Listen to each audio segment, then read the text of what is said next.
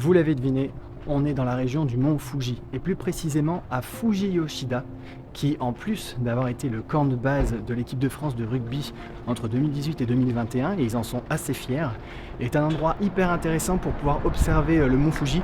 On le voit juste partout, on le voit sur les plaques d'égout, on les voit sur les devantures de magasins, on les voit sur des plaques d'immatriculation aussi certaines, mais surtout on les voit à tous les coins de rue. Le mont Fuji a une importance extrême au Japon. Je pense que nous, en tant qu'occidental, on n'arrive même pas à s'imaginer vraiment l'importance que peut avoir cette institution.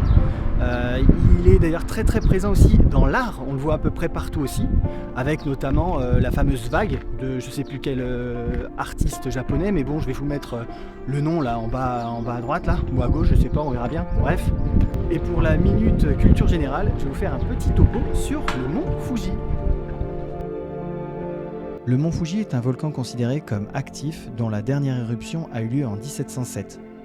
Du haut de ses 3776 mètres d'altitude, il est le point culminant du Japon et sa forme de cône presque parfaite de 30 km² à sa base en fait un symbole religieux aussi bien pour les shintoïstes que pour les bouddhistes. Comme je le disais, son utilisation fréquente dans les œuvres d'art ces derniers siècles lui ont valu d'être inscrit en 2013 au patrimoine mondial de l'UNESCO en tant que Fujisan, lieu sacré et source d'inspiration artistique. Je ne suis pas forcément une personne que l'on pourrait qualifier d'artiste, mais le mont Fuji est tellement photogénique qu'il révèle en nous la moindre parcelle d'inspiration et nous permet de faire des photos incroyables très facilement et quel que soit l'angle de vue. Et ça, même lorsqu'on le met face à la réalité peu glorieuse du réseau électrique japonais. Fuji-Yoshida est une petite ville au nord-est du mont Fuji. Ça, ce sont les deux éléments notables de la ville. À droite, c'est la station météo du mont Fuji. Et à gauche, c'est notre prochaine destination. Il faut monter 400 marches pour atteindre la pagode Shureito du parc Harakurama Sengen. Malheureusement, les cerisiers n'étaient plus en fleurs, mais ça ne change rien à l'incroyable vue que l'estrade en bois nous offre. J'ai grimpé les 400 marches au lever et au coucher du soleil la même journée. J'ai fait souffrir mes cuisses pour vous permettre de voir ce timelapse. Et non, ne me remerciez pas, profitez simplement.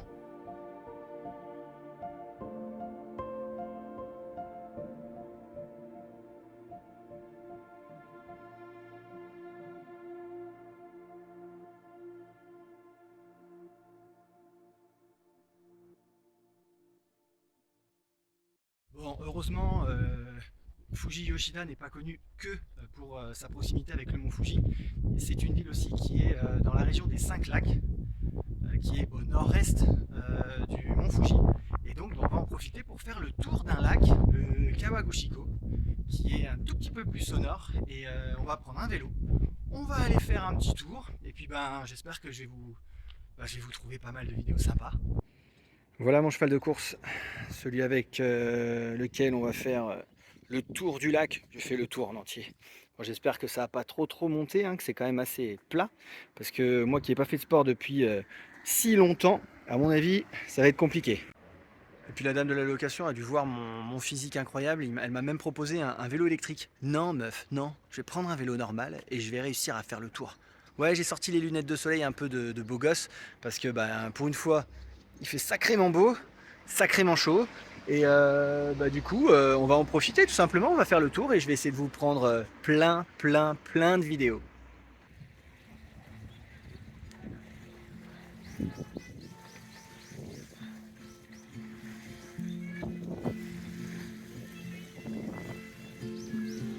J'avais prévu une grande tirade sur la région des 5 lacs, mais je préfère faire court. Le lac le plus proche de Fuji-Yoshida est le Kawaguchiko. Il est extrêmement proche du mont Fuji et on en fait le tour en vélo en 3 heures sans aucune difficulté. Si vous passez dans cette région, je ne vous conseillerai jamais assez de le faire.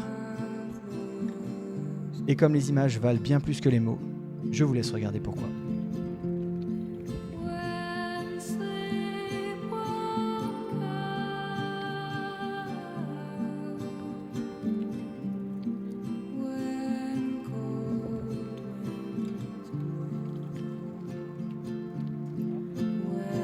Sun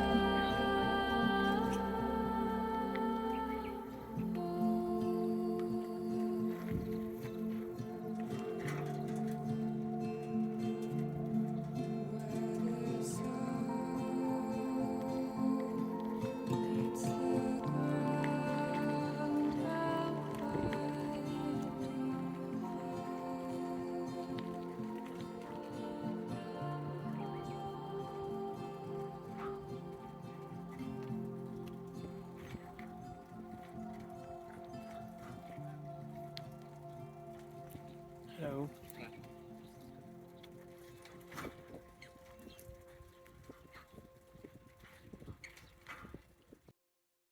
Ça y est, le Japon c'est terminé, je suis à l'aéroport, je prends mon vol dans... j'ai pas de montre, je regarde ma montre, on sait jamais. Dans une petite demi-heure je crois, donc c'est vraiment la fin. Petite réaction à chaud, clairement le Japon c'est génial. Bon, je sais pas si je suis très objectif pour dire ça parce que j'aimais déjà le Japon avant d'y aller, donc forcément... Mais vraiment les gens sont top, la nourriture est excellente, les temples, les paysages, tout est dépaysant et vraiment c'est hyper sympa. Petite frustration, c'est pas une déception non parce que c'était quand même génial, mais petite déception sur l'éclosion des cerisiers qu'il y a eu 10 jours d'avance. Donc si j'ai un conseil à vous donner, partez plutôt dernière semaine du mois de mars plutôt que première semaine du mois d'avril. Vous aurez un peu plus de chance que moi avec le réchauffement climatique, tout ça.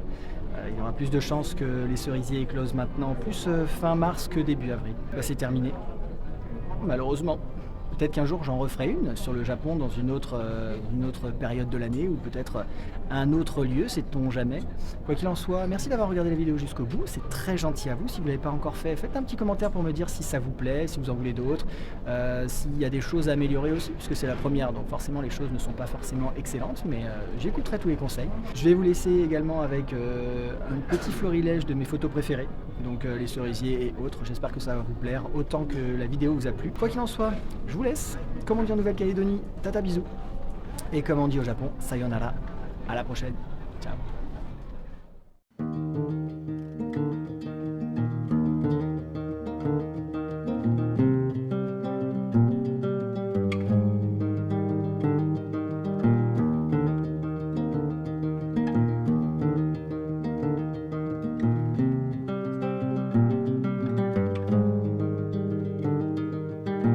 One night to be confused, one night to speed up truth.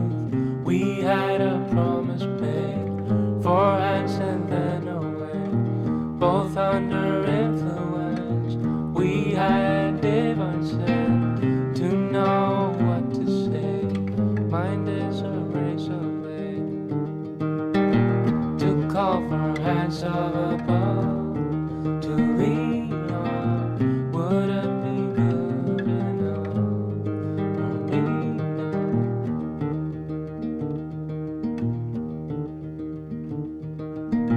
One night of magic rush, the start a simple touch.